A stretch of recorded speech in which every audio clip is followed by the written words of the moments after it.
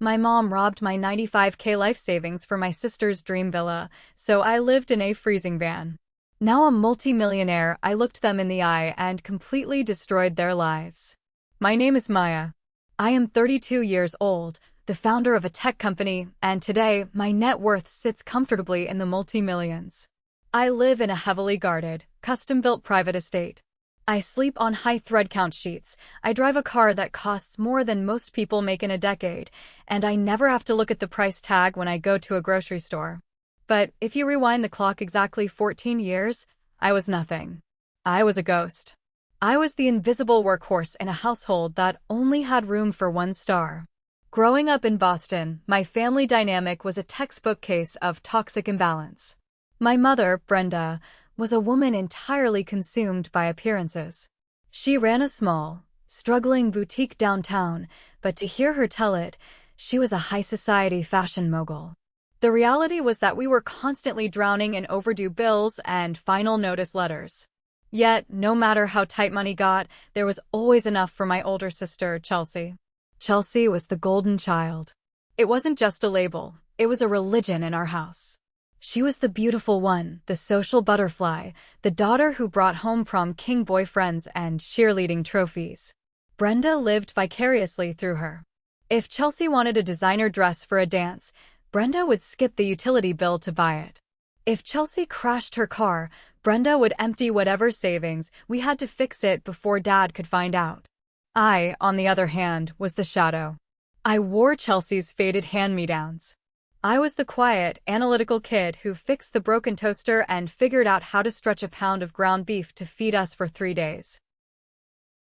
When I was 12, my father, Thomas, finally packed his bags and left.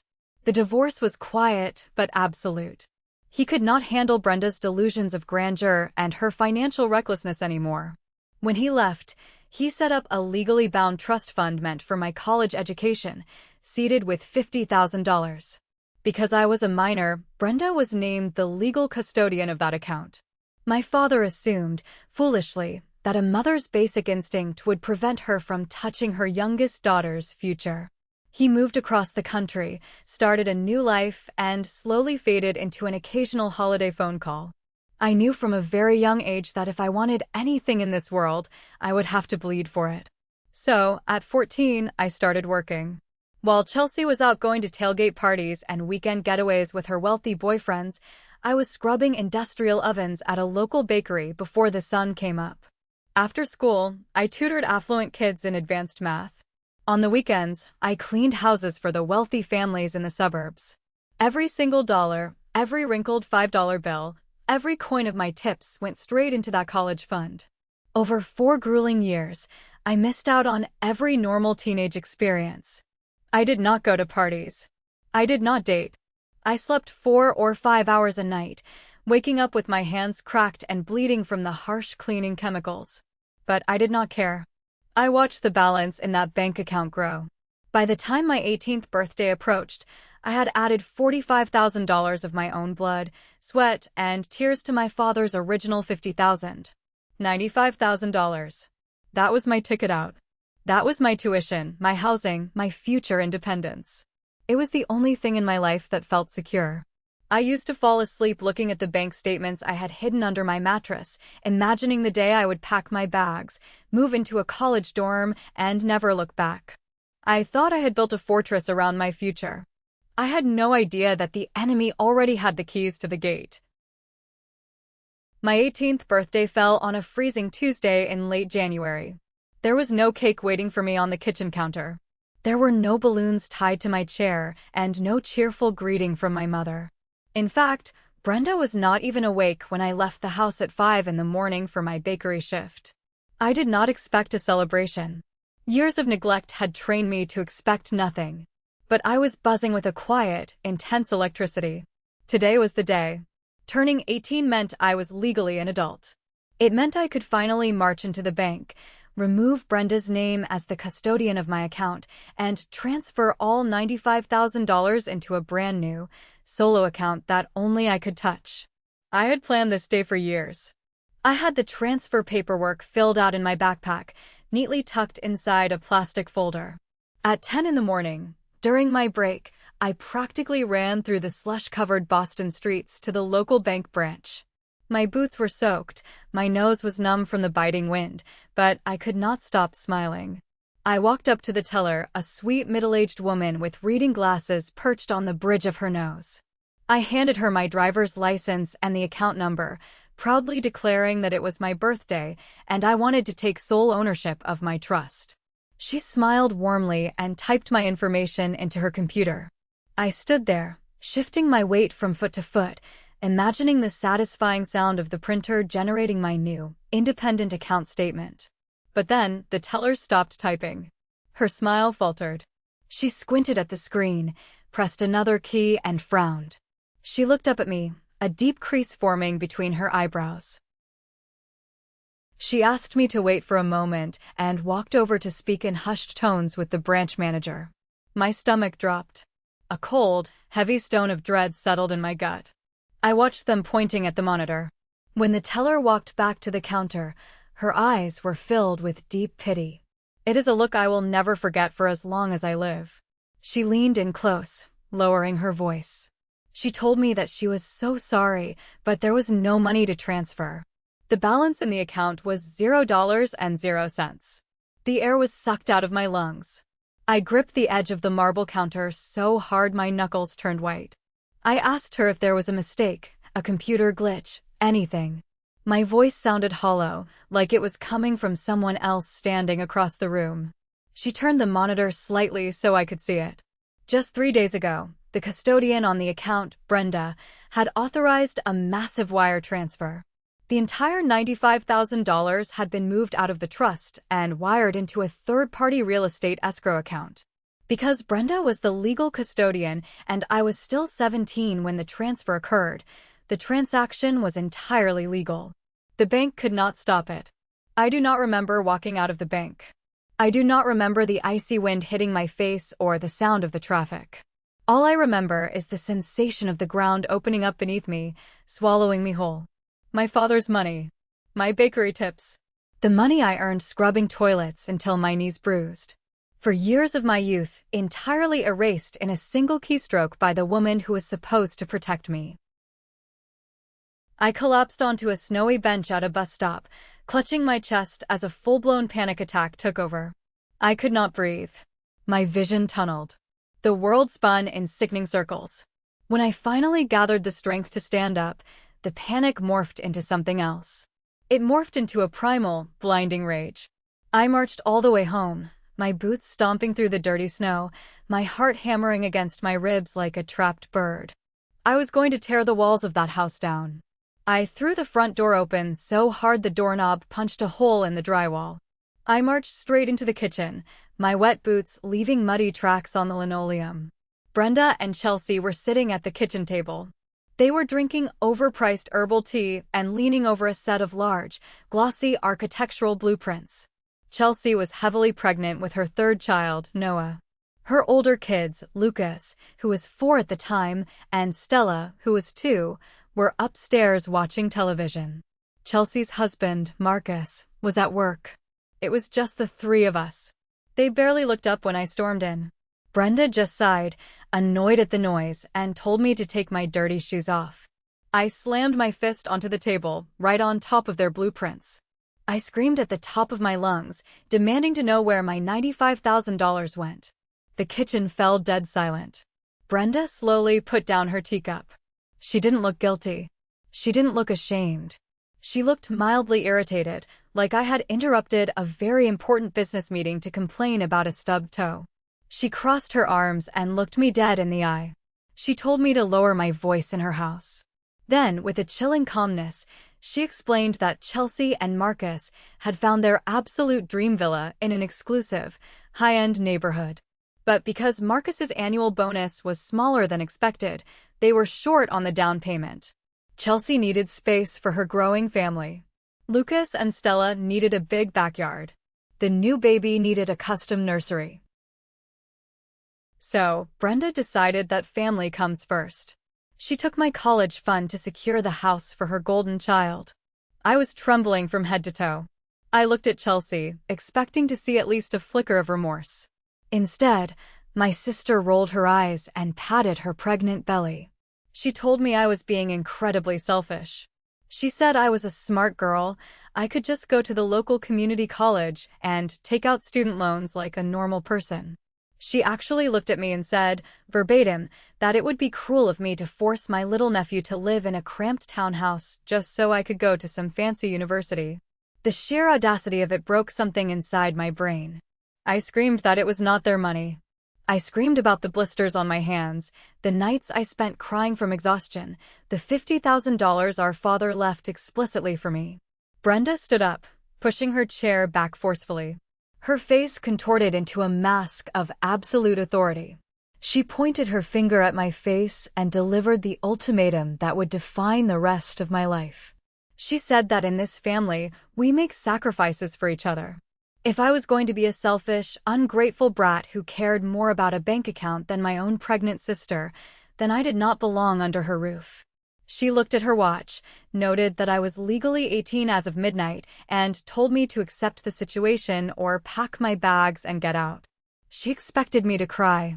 She expected me to break down, apologize, and accept my role as the sacrificial lamb, just like I had done my entire childhood. But I did not shed a single tear. The rage crystallized into absolute ice. I looked from my mother to my sister, realizing in that exact moment that they were not my family. They were parasites. I turned around without saying a word. I walked into my tiny bedroom, pulled a heavy-duty black trash bag from the closet, and shoved my clothes, my laptop, and my vital documents inside. I put my winter coat back on. I slung my backpack over my shoulder, grabbed the trash bag, and walked back through the kitchen. Brenda scoffed, telling me to stop being dramatic and asking where a penniless teenager was supposed to go in the middle of a Boston winter. I did not answer. I opened the front door and stepped out into the freezing night. The door clicked shut behind me. I stood on the porch for 5 minutes, the icy wind cutting through my jeans. I waited, a tiny, pathetic part of my inner child hoping the door would open, hoping my mother would run out and tell me she was sorry, tell me to come back inside. The door never opened. The lights in the kitchen simply flicked off. You do not understand true cold until you have lived it. I do not mean the kind of cold you feel when you forget your scarf on a winter walk. I mean the bone-chilling, soul-crushing cold that seeps into your marrow when you realize you have no walls to protect you from the world. With exactly $200 left in my checking account from my last paycheck, I could not afford first and last month's rent anywhere. I could not afford a cheap motel for more than a few days. So, I found a desperate guy on a sketchy online forum selling a rusted, broken-down Ford cargo van for $150. The transmission was slipping, the tires were bald, and the heater was completely dead. But it had doors that locked. That was all that mattered. I parked that metal coffin in the darkest corner of a 24-hour Walmart parking lot. That became my home. February in Boston is unforgiving. Nighttime temperatures routinely dropped to 15 degrees. Every evening, the inside of the van became a freezer. Moisture from my breath would literally freeze into thin layers of frost on the inside of the windshield. I had no sleeping bag, so I slept fully clothed. I wore 2 pairs of jeans, 3 t-shirts, my bakery uniform, and my winter coat. I bought cheap aluminum sunshades from a dollar store and wrapped them around my body under my clothes to reflect my own body heat back at me. I would curl into a tight fetal position on the metal floor, shivering so violently my teeth rattled, praying I would wake up the next morning. Survival strips away your dignity faster than you can imagine. My days were a blur of sheer exhaustion. I would wake up at 4 in the morning, stiff and aching, and drive to a cheap Planet Fitness, where I had a $10 monthly membership. That membership was my lifeline. It gave me access to hot water. I would stand under the shower for an hour, just letting the heat thaw my frozen limbs, crying silently into the soap suds so no one would hear me. After showering, I would go to my shift at the bakery. I was surrounded by fresh, warm croissants and rich pastries, but I had no money to buy them. My pride was completely gone. When the manager wasn't looking, I would dig into the clean garbage bags in the back alley to fish out the day-old bagels they threw away. That stale, hard bread kept me alive. At school, I became a ghost. I sat in the back of my senior classes, trying to stay awake, my unwashed hair hidden under a beanie. I told no one. Not my teachers, not my classmates, and certainly not my father. The shame was a heavy cloak I wore over my shoulders. I was terrified that if social services or the police found out I was living in a vehicle, they would tow my van, and I would truly be on the streets. Every night, as I lay in the freezing dark of that van, listening to the wind howl against the metal exterior, I thought about Brenda and Chelsea. I thought about Chelsea sleeping in her massive, heated dream villa, probably resting her head on expensive pillows bought with the money I had scrubbed toilets for. The betrayal burned a hole right through my chest.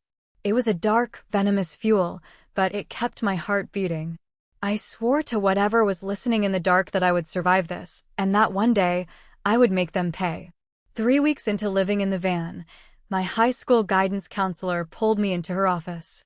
I had kept my grades up despite everything, maintaining a perfect 4.0 GPA. She urged me to apply for financial aid and federal student loans so I could at least attend the local community college in the fall. It gave me a tiny sliver of hope. I sat at a computer in the public library, shivering in my coat, and filled out the free application for federal student aid. A few days later, I received an urgent email from the college's financial aid office requesting an in-person meeting. I walked into the office feeling optimistic for the first time in a month. The financial aid officer, a stern man with a thick mustache, asked me to sit down. He did not smile. He pulled out a thick stack of papers and slid them across the desk toward me. It was a comprehensive credit report. He looked at me with a mixture of suspicion and pity. He told me that my application for student loans had been instantly flagged and rejected by the federal system. He explained that my credit score was completely destroyed. It was in the low 400s. I stared at him, utterly confused. I told him that was impossible. I was barely 18. I had never owned a credit card. I had never taken out a loan. He tapped the paper with his pen. He showed me the itemized list of active, defaulted accounts tied directly to my social security number. There were 3 platinum credit cards, all maxed out. There was a high-interest personal loan from a predatory lending company. The total outstanding debt was exactly $45,000. All of the accounts had been opened within the last 3 weeks. Right after my 18th birthday. Right after I was thrown out into the snow. The blood drained from my face. The room started spinning just like it had in the bank. I looked closely at the locations where the credit cards had been swiped. High-end furniture stores. Luxury maternity boutiques. Premium appliance centers. It hit me with the force of a freight train. Taking my $95,000 trust fund was not enough for them. Brenda and Chelsea needed furniture to fill that massive new villa. They needed a top-of-the-line crib and designer clothes for the new baby. Since Brenda had kept all my vital documents, my birth certificate, and my social security card in her home office, they had everything they needed. The moment I turned 18, they used my identity to open massive lines of credit. They spent $45,000 on luxury goods, intentionally defaulting on the payments and leaving me holding the bag. They did not just kick me out to freeze in a van. They actively reached out from the warmth of their new mansion and tied an anchor around my neck, ensuring I would drown in debt before my adult life even started. I walked out of the financial aid office in a complete daze. I sat in the driver's seat of my frozen van, staring blankly at the steering wheel. I didn't cry. I think my capacity for sorrow had been permanently burned out. What replaced it was something cold, sharp, and terrifyingly calm. This was no longer just terrible parenting. This was a felony. This was identity theft. This was financial ruin. They had crossed a line that could never, ever be uncrossed. I started the engine, ignoring the grinding noise of the transmission, and drove straight to the downtown Boston police precinct. I sat in a sterile, fluorescent-lit interrogation room for 2 hours before Detective Miller walked in. He was a seasoned, tired-looking cop with deep bags under his eyes. He sat down, looked at the scrawny, exhausted teenager across from him, and asked me to tell him everything. So I did. I handed over the credit report the college had printed for me. I told him about the trust fund, the eviction, the van, and the sudden appearance of $45,000 in debt. Detective Miller was thorough. Over the next 3 days, while I continued sleeping in parking lots, he pulled the actual loan applications from the banks. He called me back into the station and laid the documents out on the metal table. The paper trail was painfully obvious. The personal loan money had been deposited directly into a joint checking account belonging to Chelsea and her husband, Marcus. But the most damning piece of evidence was the physical signature on the original loan application document. Detective Miller pointed to the bottom line. Someone had tried to forge my signature, but they were in such a frantic rush for the money that they misspelled my middle name. I pointed at it, telling the detective that my sister Chelsea was famously terrible at spelling. Miller leaned back in his chair, folding his arms. He looked me dead in the eye and laid out my options. The evidence was rock solid. He had enough probable cause to drive up to that beautiful new villa, put my mother and my pregnant sister in handcuffs, and charge them both with felony fraud and identity theft. They would face real prison time. The image flashed in my mind. Brenda being shoved into the back of a squad car. Chelsea crying in a holding cell. I felt a dark, vindictive thrill. But then another image forced its way into my head. Little Lucas and Stella, standing on the porch of that giant house, watching their mother being taken away in chains. The trauma of that moment would ruin those kids forever. And Marcus, who for all his faults was just a guy trying to keep his head above water, would be destroyed. I sat in silence for a long time. I realized that if I sent them to prison, I would be tied to them in courtrooms for years. I would be dragged through depositions, media scrutiny, and family drama. I just wanted them out of my life permanently. I needed a clean break, but I also needed a loaded gun to keep in my back pocket. I looked up at Detective Miller and offered a pact. I told him I would not press criminal charges. I would take full responsibility for the $45,000 and pay it off myself. Miller thought I was crazy. He tried to talk me out of it, telling me I would ruin my 20s paying off a debt I didn't owe. But I was firm. I had one absolute condition. I wanted the police department to officially document everything. I wanted stamped, certified copies of the police report, the forged signatures, the bank traces, and his investigative notes. I wanted an ironclad legal record proving their crimes, sealed and ready to be weaponized if they ever tried to come near me again. Reluctantly, the detective agreed. He handed me a thick manila envelope stamped with the official seal of the Boston Police Department. I walked out of the precinct, drove to a cheap bank, rented a small safe deposit box, and locked the envelope inside. That manila folder was my insurance policy. It was a ticking time bomb, and I held the detonator. If you are enjoying this story so far, please hit the like button, subscribe to the channel, and leave a comment with the name of the city you are living in. Every single comment helps the video reach more people, and I appreciate you all so much for listening. Let's get back to the story. The next 4 years of my life were a masterclass in human endurance. While my peers were attending fraternity parties, joining study groups, and complaining about the dining hall food, I was living in a state of constant, punishing motion. I had a $45,000 anchor tied to my ankle, accumulating predatory interest every single day. I could not default on it, or the debt collectors would drag me into court, and my pact with Detective Miller would be exposed. I had to pay it off, dollar by agonizing dollar, while simultaneously putting myself through a local state university. I managed to move out of the freezing van and into a tiny, windowless basement room near the campus. It smelled like damp earth and old laundry, but it had a radiator that clanked loudly and kept the air warm. To afford the rent, my tuition, and the crushing monthly debt payments, I maintained 3 jobs. I worked at the university IT help desk during the day. In the evenings, I waited tables at a busy diner, smiling at rude customers for tips. But the real money came from the graveyard shift. From midnight to 6 in the morning, I worked at an off-site server farm, monitoring blinking lights and resetting hardware. Sleep was a luxury I simply could not afford. I survived on black coffee, cheap caffeine pills, and sheer, unadulterated spite. My body paid the price. I lost 20 pounds I could not afford to lose.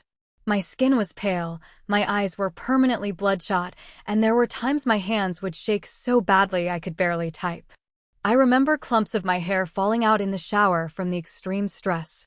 But every time I felt like collapsing, every time I thought about giving up, I would picture Chelsea sitting on her luxury sofa, laughing with our mother. The rage was a bottomless well, and I drank from it every single day. Despite the grueling schedule, I maintained a perfect 4.0 grade point average in my computer science major.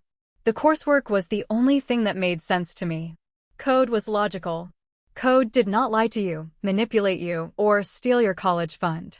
If you wrote the right algorithms, the system worked.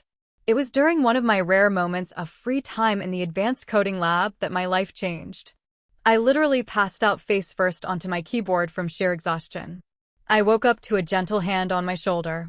It was Professor Evelyn Reed. She was a brilliant, no-nonsense woman with sharp eyes and a fiercely protective heart. She took one look at my emaciated frame, marched me to her office, and demanded the truth. When I finally broke down and told her everything about the van, the identity theft, and the mountain of debt, she did not pity me.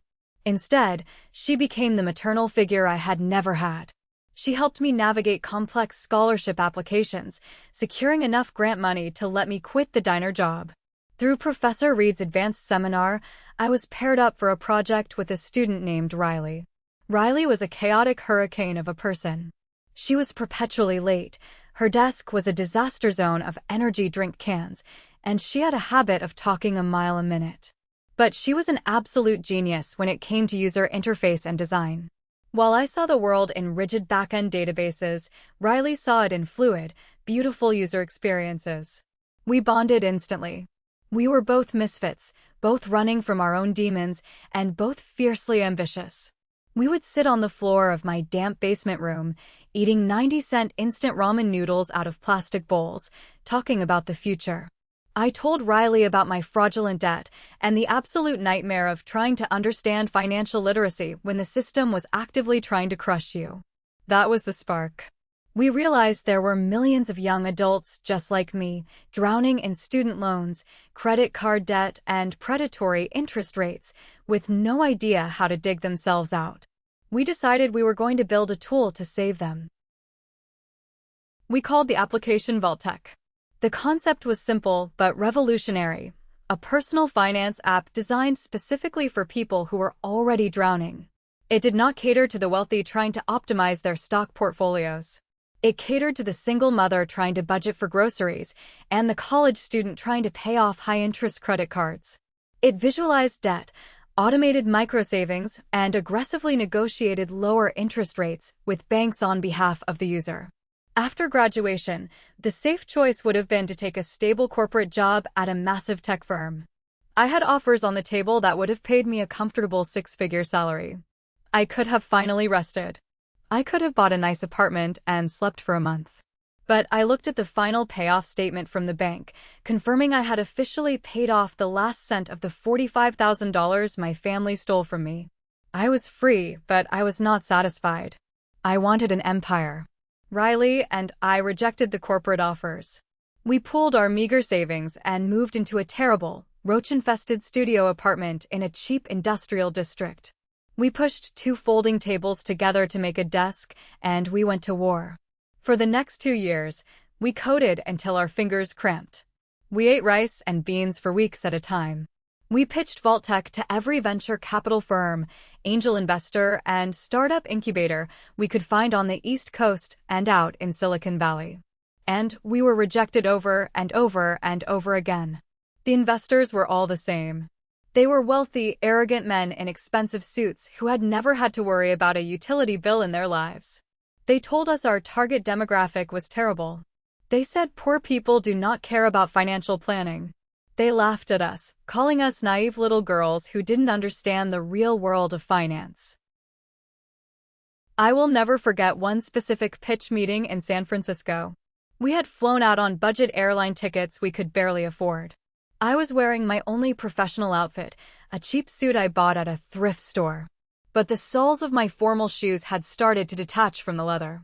I did not have $30 to buy new ones, so I wrapped heavy-duty black duct tape around the toe to hold it together. I stood in a glass-walled boardroom, pitching our hearts out to a panel of multimillionaires. Halfway through the presentation, the lead investor, a guy with a fake tan and a $3,000 watch, actually stopped me. He pointed a laser pointer directly at my duct-taped shoe. He chuckled and asked how he was supposed to trust his money to a founder who could not even afford proper footwear. The whole room laughed. The humiliation burned my cheeks, but I did not look away. I looked him dead in the eye, packed up my laptop, and walked out. I did not cry on the flight home. I just stared out the window at the clouds, letting the anger crystallize. Every time an investor laughed at us, every time a door was slammed in our faces, I just pictured my mother's smug face when she told me to pack my bags. I used the trauma as dark, unlimited fuel. I worked harder. I coded faster. Riley redesigned the interface to be even more aggressive and user-friendly. Finally, our breakthrough came not from a traditional investor, but from a tech blog that reviewed indie applications. The journalist was a guy drowning in medical debt. He used our beta version for a month and wrote a glowing, highly emotional article about how Vault Tech saved his life. The article went viral overnight. Within a week, we had 100,000 downloads. By the end of the month, we hit 1 million. Suddenly, all those arrogant investors in expensive suits were calling our cheap burner phones, begging for a meeting. But we did not need them anymore. We had the users, and the revenues started pouring in. The timeline of success moves incredibly fast once you break through the atmosphere. 5 years after we launched Vault-Tech from that roach-infested studio, our company had grown into a massive financial platform with over 100 employees. We had moved into a sleek, glass-walled office building downtown. Riley and I were featured on the covers of tech magazines. We were the industry disruptors, the underdog champions of the working class. But nothing lasts forever, and in the tech world, when you build something truly magnificent, the giants come knocking. A massive, global financial institution approached us with an acquisition offer. The negotiation process took 3 exhausting months, involving armies of lawyers and endless piles of contracts. But finally, the day arrived. I sat in a luxurious leather chair in a downtown high-rise, picked up an expensive fountain pen, and signed my name on the final line. We sold Vault-Tech for a staggering 8-figure sum. $80 million to be exact. After taxes and splitting the equity with Riley and our early investors, my personal payout was enough to ensure I would never have to work another day in my life. I was 32 years old, and I was officially a multimillionaire. I remember walking into my apartment that evening. It was a nice place, comfortable and secure, but I suddenly felt completely disconnected from reality. I sat down on the hardwood floor, leaning against the sofa. I pulled out my phone, opened my secure banking application, and stared at the screen. The number was there. A massive, ridiculous, impossible string of digits. For the first time since the night I walked out of my childhood home into the freezing Boston winter, I cried. I cried until my lungs burned. I cried for the terrified 18-year-old girl wrapped in aluminum sunshades in a broken van. I cried for the years of hunger, the exhaustion, the duct-taped shoes, and the stolen youth. But mostly, I cried because the war was finally over. I had won. With financial security came absolute freedom. The first thing I did was buy real estate. I wanted a fortress. I spent months touring properties until I found it, a magnificent, $4 million custom estate in a highly exclusive, gated neighborhood. It had 6 bedrooms, a state-of-the-art security system, vaulted ceilings, a massive chef's kitchen, and a wraparound balcony that overlooked a private, wooded backyard. It was not just a house, it was a physical manifestation of my survival. I paid for it entirely in cash. But as the house was being decorated, a dark, lingering thought kept creeping into the back of my mind. The ghosts of my past were still out there. I had not spoken to Brenda or Chelsea in 14 years. I had no idea where they lived or what they were doing. I decided I needed intelligence. I did not want to reach out blindly. So I hired a high-end private investigator. I gave him their names, the last known address of Chelsea's dream villa, and told him to dig up everything he could find on their current financial and personal situations. I wanted to know exactly what kind of lives my mother and sister had built using the foundation of my stolen future. I expected to find them living in luxury, laughing in their big house. But what the private investigator handed me a week later was a thick, heavy dossier of absolute disaster. I sat at the massive marble island in my new kitchen, slowly flipping through the private investigator's dossier. It was a masterpiece of financial ruin. Marcus, Chelsea's husband, had been downsized from his lucrative investment banking job over 5 years ago. He was currently working as a mid-level financial consultant, making a fraction of his former salary. But that was not the shocking part. The shocking part was Chelsea. According to the bank records and credit reports the investigator legally obtained, Chelsea had spent the last decade secretly bleeding Marcus dry. She had developed a severe shopping addiction and a delusion that she was a brilliant entrepreneur. She had quietly funneled over $200,000 of their joint savings into terrible vanity projects. She funded a friend's luxury pet clothing line that went bankrupt in 6 months. She invested in a high-end organic bakery that never even opened its doors. To cover her tracks and maintain her wealthy facade, she had taken out secret second mortgages on their dream villa, eventually forcing them to sell the house at a loss just to avoid foreclosure. They were currently renting a cramped, heavily mortgaged townhouse. And Brenda, my mother, had sold her boutique at a loss years ago and was living in a small condo, constantly draining her own meager retirement funds to help Chelsea hide her massive debts from Marcus. They were a house of cards, teetering on the edge of a total collapse. As I closed the dossier, my phone buzzed with an unknown number. It was a Boston area code. I answered cautiously. It was my father, Thomas. He sounded older, his voice raspy and hesitant. He told me he had been trying to track me down for years. He had seen an article online about the Vault-Tec acquisition and recognized my face. He wanted to know if we could meet for coffee. I agreed, mostly out of morbid curiosity. We met at a quiet cafe downtown.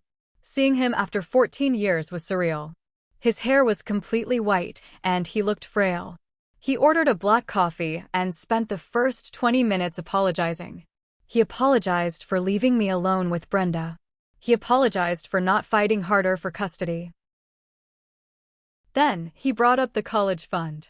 He looked down at his hands and confessed that he knew Brenda had taken the $95,000 to buy Chelsea's house. He said he found out a month after it happened. I felt my jaw tighten. I asked him, very calmly, why he didn't do anything. Why he didn't call the police. Why he didn't come looking for me when he knew I was homeless. He sighed, a pathetic, weak sound. He said Brenda had threatened to drag him through a brutal legal battle over unpaid alimony if he interfered. He said Brenda lied and told him I was living comfortably with a friend. He admitted he was too much of a coward to confront the situation, so he just let it go. I realized then that my father was not a monster like my mother, but he was incredibly weak. His weakness had allowed the monsters to thrive. During our conversation, Thomas mentioned that the rest of the family was struggling. He said Chelsea and Marcus were having a hard time and Brenda was constantly stressed. He asked me what my role was at Vault-Tec, assuming I was just a mid-level manager who got lucky being mentioned in the press article. I did not correct him. I did not tell him I was the founder. I did not tell him I owned the company and sold it for $80 million. I just smiled, sipped my tea, and said I was doing okay for myself. An idea was rapidly forming in my mind. A dark, theatrical, and utterly devastating plan. When I told Riley about my plan, she was pacing back and forth across my massive living room, shaking her head. She held a glass of wine, pointing it at me like a weapon. She warned me that I was playing with fire. She said I had won the game of life. I was rich, I was safe, and I never had to look at those toxic people again. Inviting them into my sanctuary, she argued, was just giving them another opportunity to poison my peace. But I looked at the thick manila envelope sitting on the coffee table. The sealed police reports. The bank statements. The forged signature. I had kept that envelope locked in a safe for 14 years. It was a heavy weight I carried in my soul. I explained to Riley that as long as Brenda and Chelsea believed they got away with destroying me, as long as they lived in their delusional bubble where I was the villain who abandoned the family, I would never truly be free. I did not just want closure. I wanted absolute, undeniable justice.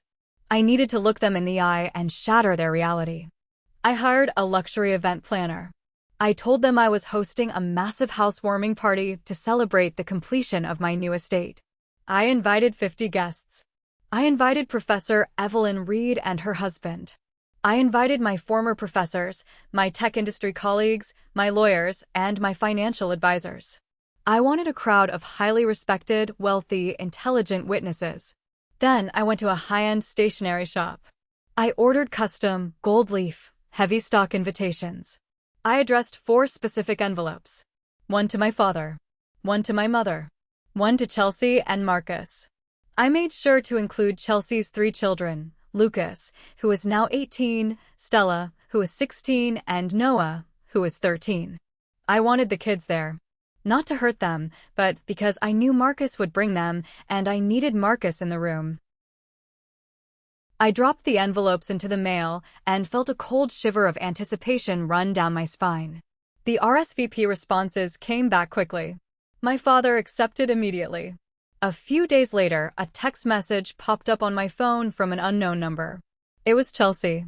The message was incredibly brief and dripping with condescension.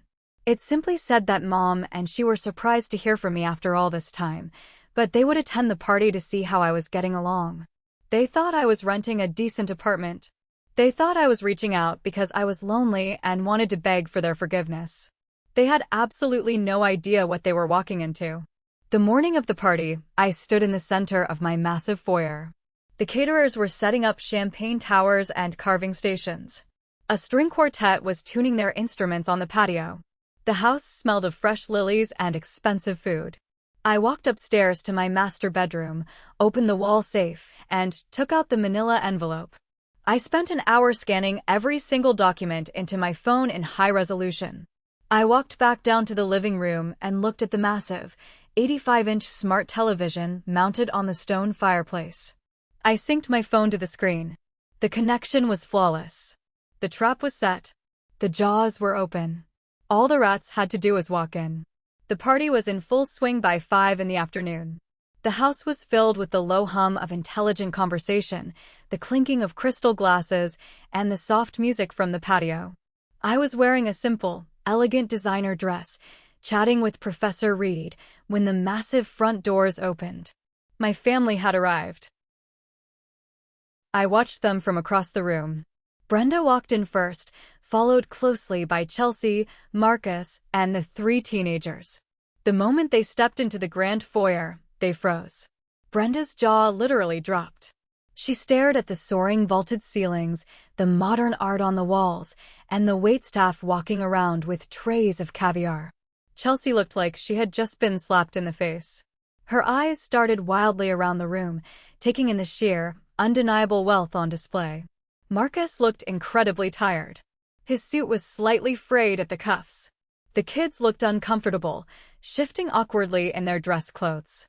Lucas, the 18-year-old, caught my eye. He looked exactly like I did the night I was thrown out into the snow. I walked over to them, holding a glass of sparkling water. I smiled politely and welcomed them to my home. Brenda's recovery was instant. The shock on her face was quickly replaced by a mask of smug entitlement. She reached out, patted my arm condescendingly, and said it was a lovely rental. She asked if I had a wealthy roommate who helped me pay for such a glamorous place. I kept my smile frozen in place. I told her I owned the estate. Fully. In cash. Chelsea actually choked on her breath. She demanded to know what exactly I was doing for a living. Before I could answer, one of my tech colleagues walked past, slapped me on the shoulder, and loudly congratulated me on the $80 million Vault Tech buyout, calling me the smartest founder in the room. I watched the exact moment my mother and sister realized they were standing in the home of a multimillionaire. Their eyes widened to the size of saucers. But instead of showing respect or shame or guilt, I saw something else flicker in their eyes. I saw greed. Pure, unadulterated, ravenous greed. For the next hour, they stalked through my house like vultures. I watched Chelsea run her hands over the custom marble countertops in the kitchen. I saw Brenda inspecting the expensive thread count of the curtains. They whispered furiously to each other in corners, completely ignoring the other guests. At 6 o'clock, I asked everyone to gather in the main living room. I stood in front of the massive fireplace and gave a brief, polite speech thanking my friends, my mentors, and my colleagues for supporting me through the hardest years of my life. The room applauded. As the clapping died down, Chelsea stepped forward. She held a glass of champagne, her face flushed with alcohol and sheer audacity. She cleared her throat loudly, demanding the room's attention. She smiled, a plastic, terrifying grin, and announced that as my older sister, she had something to say. She looked around the room at the wealthy guests, playing the role of the loving sibling. She said family is the most important thing in the world. Then, she turned to me. In front of 50 silent, confused guests, she placed her hand on my shoulder. Her voice rang out, loud and clear. She said that seeing this beautiful, massive home made her realize how perfectly it would solve her family's current problems. She stated, as if it were a matter of fact, that since I was single and had no children, it was incredibly selfish of me to hoard 6 bedrooms. She said Marcus was struggling, her kids needed a stable environment and a big backyard, and that I should immediately sign the house over to them and move into a downtown condo. Brenda stepped up right next to her, nodding in absolute agreement. My mother looked at me with that same authoritative glare she used 14 years ago. She told me it was the right thing to do. She said I owed it to my sister after being away for so long. The entire living room fell into a deathly, suffocating silence. You could hear a pin drop. Even the caterers stopped moving. My guests stared at Chelsea as if she had just lost her mind. I did not blink. I did not raise my voice. I gently stepped back, removing Chelsea's hand from my shoulder. I looked at her and calmly said that I had something to show them. I pulled my phone out of my pocket. I tapped the screen of my phone. The massive 85-inch television behind me flared to life. The high-definition display illuminated the room, casting a stark, bluish glow over the faces of my mother and sister. The first slide appeared. It was a blown-up, crystal-clear image of a bank wire transfer receipt from 14 years ago. The number $95,000 was highlighted in bright yellow. Next to it was the authorization signature, Brenda's name, and the destination account, a real estate escrow firm. A murmur rippled through the crowd of guests. Professor Reed crossed her arms, her eyes narrowing into daggers aimed at my mother. I spoke clearly, my voice projecting across the silent room. I explained that this was the exact moment my mother drained my entire life savings, a fund built by my father and 4 years of my own child labor, to buy Chelsea a luxury villa. I narrated how, on the night of my 18th birthday, I was given an ultimatum to accept the theft or get out. I told the room that I packed a trash bag and spent the rest of the freezing Boston winter sleeping in a broken-down van. Brenda's face turned the color of ash.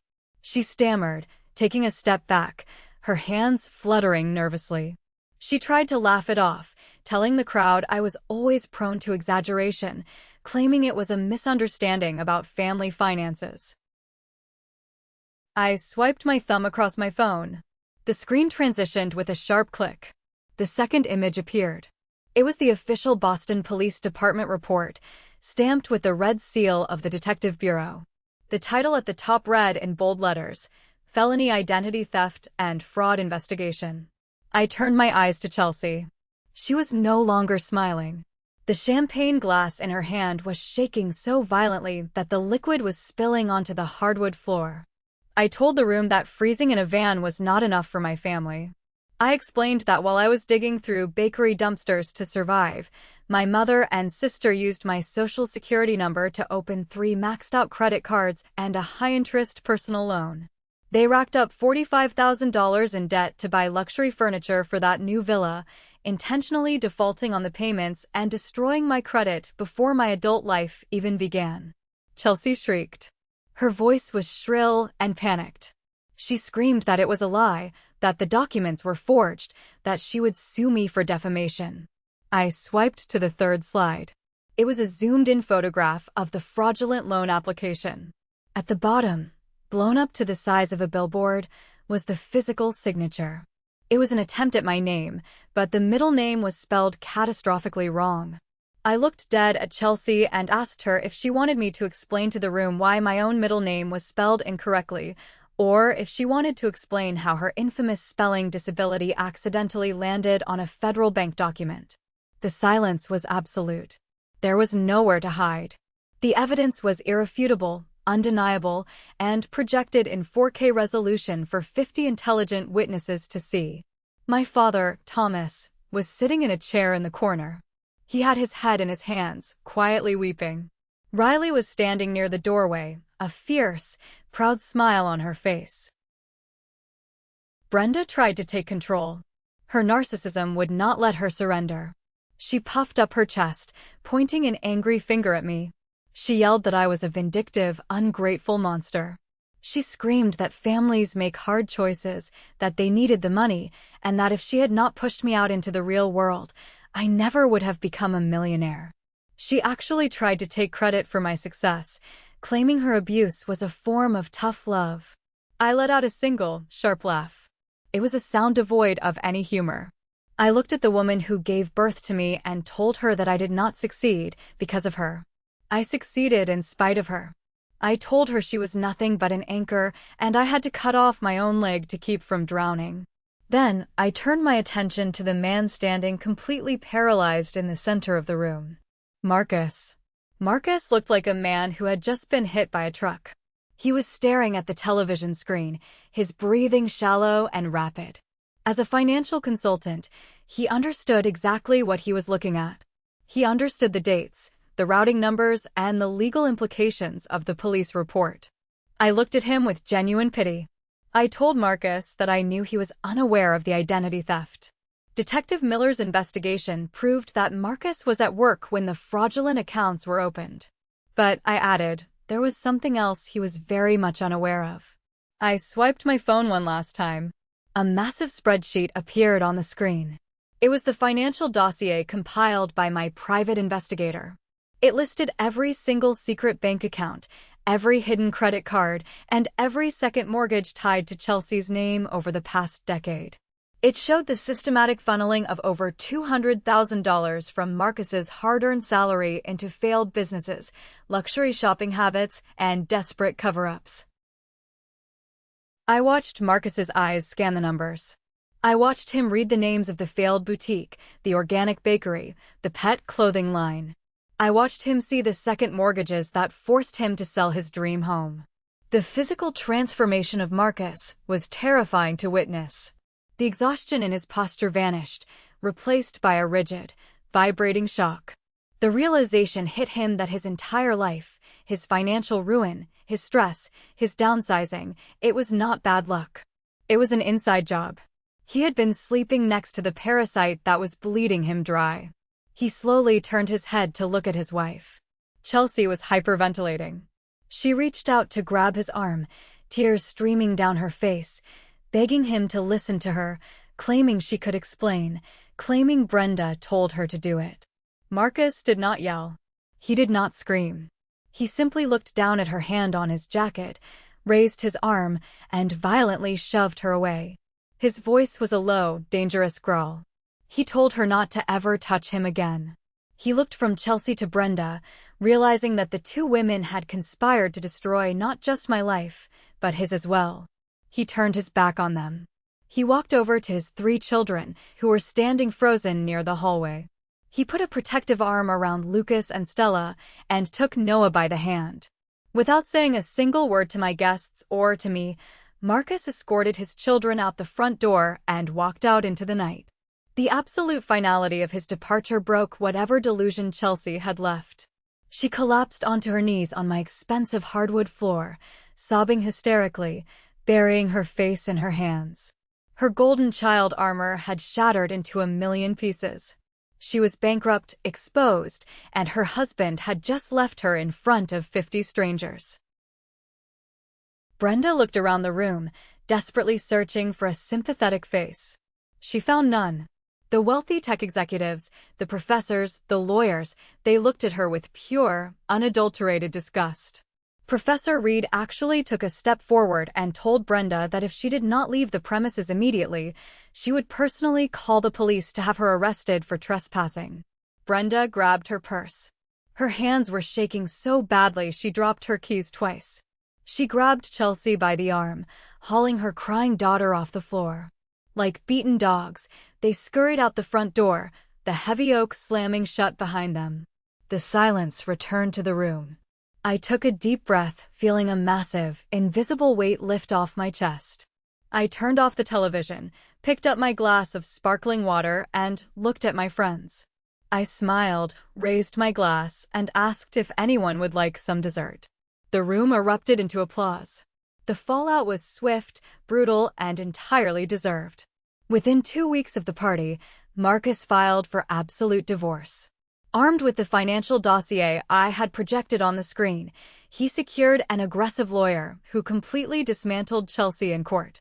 Because of her secret debts and financial infidelity, Marcus was granted primary custody of the kids. He filed for bankruptcy to restructure his life, moved into a modest apartment, and started over. Chelsea was left with nothing. No house, no husband, and a mountain of toxic debt. She was forced to move into Brenda's tiny condo. 2 narcissistic women, stripped of their wealth and their illusions, trapped in a small box together. From what my private investigator tells me, they spend their days screaming at each other, blaming one another for their ruined lives. For the first few months, my phone was bombarded with voicemails. Some were from Brenda, demanding I pay for Chelsea's divorce lawyer. Some were from Chelsea, sobbing, begging for a loan, swearing she had changed. I never listened to them past the first few seconds. I changed my number, upgraded the security system at my estate, and completely erased them from my existence. I did, however, reach out to Marcus. We met for lunch one afternoon. He looked tired, but the crushing anxiety that used to follow him was gone. I told him I had no intention of punishing my niece and nephews for the sins of their mother. I handed him legal paperwork from my attorneys. I had established 3 ironclad, fully funded educational trusts for Lucas, Stella, and Noah. The money could only be used for university tuition, and the trusts were structured so tightly that Chelsea could not touch a single penny, even if she tried. Marcus broke down in tears at the restaurant table, thanking me for saving his children's future. My father and I maintain a distant, polite relationship. We get coffee once a month. I do not hate him, but I do not respect him. He is a ghost from a past I no longer inhabit. A year after the party, I sat on the massive wraparound balcony of my estate. The sun was setting over the trees, casting a warm, golden glow across the property. Riley was sitting next to me, sketching a wireframe for our next potential startup venture. The air was warm, smelling of pine and expensive coffee. I leaned back in my chair and closed my eyes. I thought about the 18-year-old girl shivering in the dark of that frozen van. I thought about the hunger, the exhaustion, the duct-taped shoes, and the blinding rage that kept me walking when I wanted to die. They thought they could break me. They thought by taking my money and my home, they would reduce me to nothing. But they did not realize that by stripping everything away, they forced me to build a titanium spine. They did not destroy me. They inadvertently forged me into a weapon that eventually came back and leveled their entire world. Blood does not make a family. Shared DNA is just a biological accident. Family is Professor Reed finding me passed out on a keyboard. Family is Riley eating stale ramen with me on a dirty floor. Family is the empire you build with the people who stood by you when you had absolutely nothing. I opened my eyes, looked out over my fortress, and took a deep, peaceful breath. The war was over. And I had won. Am I wrong for publicly humiliating my family and refusing to forgive them, even though my sister ended up losing her marriage and her home because of what I revealed? What would you have done if you were in my shoes? Thanks for watching. If you haven't subscribed to the channel yet, make sure to hit that subscribe button, like this video, and turn on the notification bell so you won't miss any of our upcoming wild Reddit stories. Let me know your thoughts in the comments below.